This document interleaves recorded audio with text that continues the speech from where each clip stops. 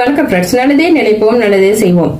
அண்மையில் MV Hondius என்று சொல்லப்படும் ஒரு சுற்றுலா கப்பலில் பரவியுள்ள ஒரு வைரஸ் தான் ஹண்டா வைரஸ். இந்த ஹண்டா வைரஸ் எவ்வாறு உருவானது, எவ்வாறு அந்த கப்பலில் பயணித்த பயணிகளுக்கு தொற்றியது என்று பல கேள்விகள் எழுந்த வண்ணம் இருக்கின்றன. இந்த எம்வி ஹாண்டியஸ் என்று சொல்லப்படும் சுற்றுலா கப்பலானது தென்னாப்பிரிக்காவிற்கும் அர்ஜென்டினாவிற்கும் சுற்றுலாவை மேற்கொண்டிருந்தது. இந்த கப்பலில் பயணித்தவர்கள் நாளுக்கு நாள் உடல்நிலை பாதிக்கப்பட்டு வந்ததாகவும் அது மட்டுமில்லாமல் அதில் இதுவரை 3 இறந்துள்ளதாகவும் உலக சுகாதார திணைக்களம் கூறியுள்ளது. இது காரணமாக உலக சுகாதார திணைக்களம் அந்த கப்பலில் பயணித்த பயணிகள் அனைவரையும் கண்டுபிடித்து அவர்களை தனிமைப்படுத்தப்படுமாறு எல்லா நாடுகளுக்கும் அறிவித்துள்ளது. காரணம் இந்த கப்பலில் வெவ்வேறு நாடுகளாக மொத்தம் 23 நாடுகளைச் சேர்ந்த பயணிகள் பயணித்துள்ளதாகவும் மொத்தமாக அந்த பயணிகள் 146 பயணிகள் என்றும் கூறப்படுகிறது. இதில் யூகேயை சேர்ந்த பயணிகளும் அடங்குகின்றார்கள்.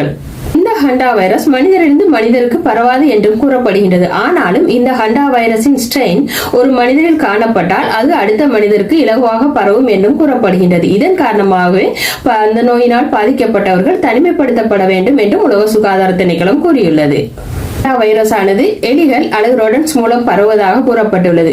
அது மட்டுமில்லாமல் இந்த ஹண்டா வைரஸ் ஆனது எலியின் சிறுநீர், மலம் அல்லது அந்த எலியின் சிறுநீர் அல்லது மலம் இருந்த இடத்தில் அது காய்ந்து அல்லது அது குப்பைகளோடு அல்லது அந்த இடத்தில் உள்ள காற்றினோடு கலந்து இருந்தாலும் அந்த காற்றை சுவாசிக்கும் பொழுதும் மனிதர்களுக்கு இந்த வைரஸ் ஆனது பரவக்கூடும் என்றும் உலக சுகாதார திணைக்களம் கூறியுள்ளது.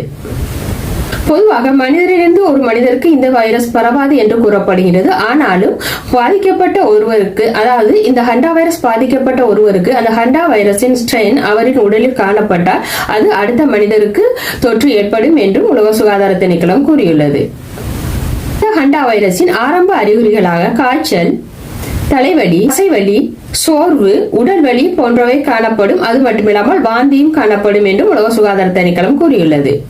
ஆரம்ப அறிகுறிகளை அடுத்து இந்த அறிகுறிகள் மேலும் பல நாட்கள் செல்லும் பொழுது இருமல், மூச்சு திணர்வு, அது மட்டுமில்லாமல் சுவாசிக்கும் பிரச்சனை, நுரையீரல் பாதிப்பு போன்றவை உருவாகும் என்றும் உலக சுகாதார திணைக்களம் கூறியுள்ளது. ஆகவே இந்த மாதிரியான அறிகுறிகள் யாருக்காவது காணப்பட்டால் உலக சுகாதார திணைக்களம் அறிவித்துள்ள ஒரு அறிவித்தல் உடனடியாக நீங்கள் அருகிலுள்ள மருத்துவமனை அல்லது மருத்துவரை நாடுங்கள் என்றும் கூறியுள்ளார்கள்.